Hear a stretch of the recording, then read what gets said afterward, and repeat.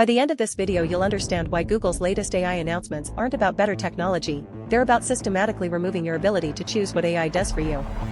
This week Google's CEO called this the foothills of the singularity while promising billion-dollar savings that don't add up. Insurance companies claim their AI processes claims 10 times faster but only when you squint at the fine print. And the Roomba founder emerged from stealth claiming robot dogs will replace your actual pets. Let's get into it.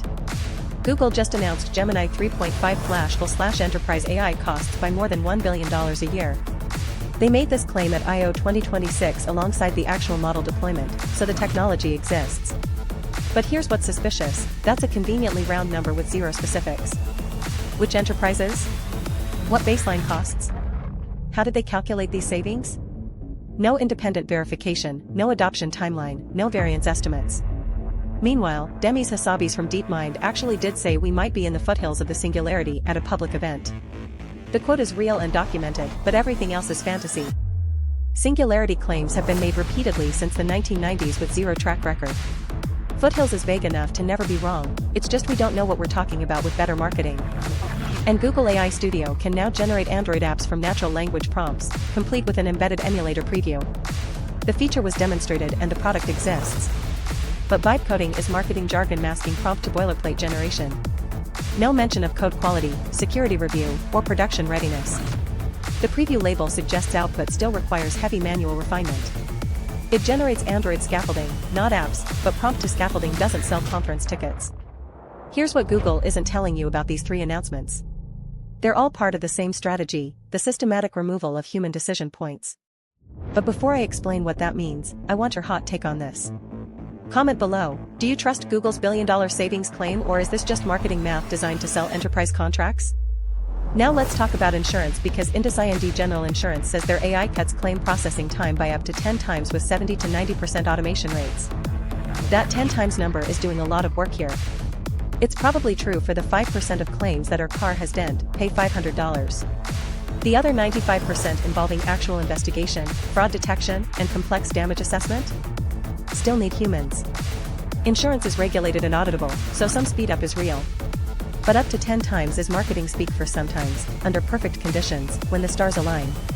Meanwhile, Colin Angle, who put a Roomba in every home, emerged from stealth with a plush robot that supposedly learns your habits and never needs feeding. The second claim is technically true, it's not alive. The first claim is where things get fuzzy. What does learns your habits mean? Does it fetch your slippers or just remember you like to sit on the couch at 8 p.m.? A moving plush toy is real engineering. A dog replacement is venture capital fan fiction. And new research claims recursive MAS speeds up multi-agent inference by 2.4 times and cuts token usage by 75%. The math probably works on their specific test cases. Token efficiency is measurable and auditable, which is good. But 75% reduction is suspiciously high and screams cherry-picked benchmark. No mention of accuracy trade-offs, baseline comparisons, or independent verification. The 2.4 times speedup could mean latency, throughput, or cost, classic research paper vagueness.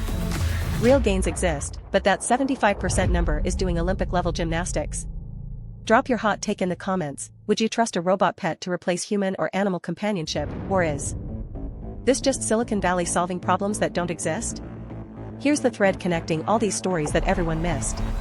IndusInd's claim processing AI isn't just automating paperwork, it's orchestrating multiple specialized agents for different claim types. Angle's robot dog isn't a single AI model, it's coordinating vision, movement, and behavioral systems. Recursive MAS exists specifically to solve the coordination problem when multiple AI agents need to work together without stepping on each other's digital toes. The real AI battleground has shifted from building smarter models to building better orchestration layers that manage multiple AI systems. But Google's announcements reveal something darker. Gemini 3.5 Flash is explicitly designed for autonomous execution of complex tasks and building software from scratch, no human in the loop required. The new audio-powered smart glasses eliminate the conscious request step entirely. They listen and act on ambient conversation. AI Studio lets non-programmers generate native apps through natural language, intent becomes output with no intermediate human control. Google is shifting power from users who consciously decide what AI does to systems that predict and act on what users might want. This isn't just about convenience. It's about agency. Previous AI tools required explicit commands. Search this, translate that, write this email. The new paradigm removes that conscious decision step. The AI listens to your conversations, predicts your needs, and takes action without waiting for permission. If you want the full breakdown every Monday, Wednesday, and Friday, completely free, I go 1,000 words deep in Overfitted. Link in the description. No fluff, no hype. Just reality checks on what's actually happening while everyone else is drinking the Kool-Aid. These newsletters dive deeper into the credibility ratings, the missing context, and the patterns that connect seemingly unrelated stories. Like this video if it changed how you see this week's AI news. Share it with someone who needs to hear this perspective. And subscribe so you don't miss next week when I cover the growing battle between OpenAI and Anthropic for enterprise dominance and why the winner might surprise you. If AI systems can predict what you want before you consciously decide, who's really making the choices in your life?